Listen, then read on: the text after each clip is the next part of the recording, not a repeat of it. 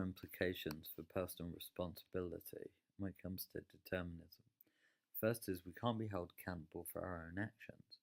So if someone is suffering from biological determinism in that we are ascribing their behavior to the genes they have, well, they have no control over their genetic makeup. Therefore, you can't punish them. Men have higher levels of testosterone than women. As a result, they tend to be more aggressive. That is not something men can help. This has implications for legal responsibility. If someone with schizophrenia stabs their roommate, does that mean that they should be punished for their own actions, or should we perhaps not punish them on the premise that they have a medical condition that could explain their behavior? This really criticizes the degree to which the legal system can even operate.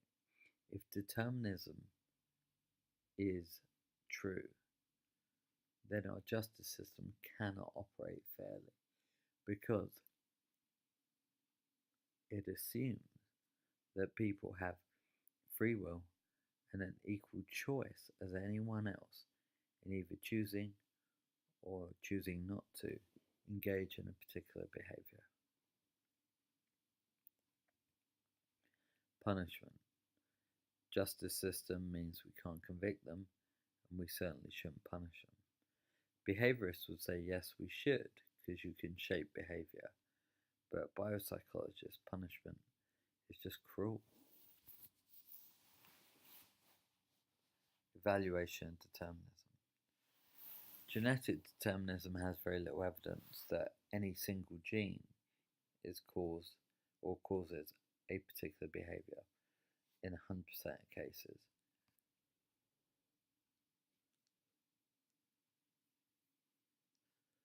Environmental determinism ignores the role of genetics, failing to explain how identical upbringings can actually produce varieties of personalities.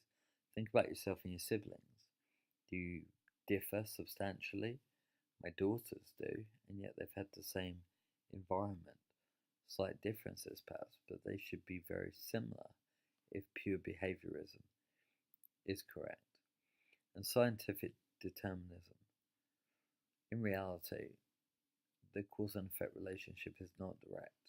And when it comes to behavior, most psychologists recognize that we're working with probability rather than direct cause, i.e., in the butterfly effect from physics, small vibrations in a particular location can grow and cause much bigger events to occur. So the idea would be a butterfly flaps its wings, and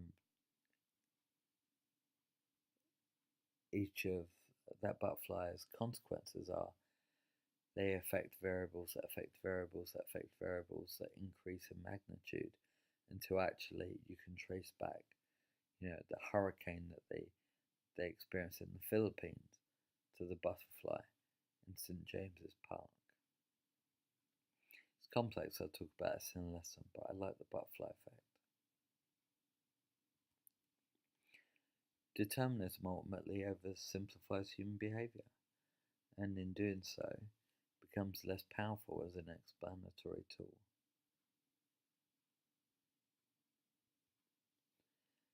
And free will is an illusion, but even if it is, so what?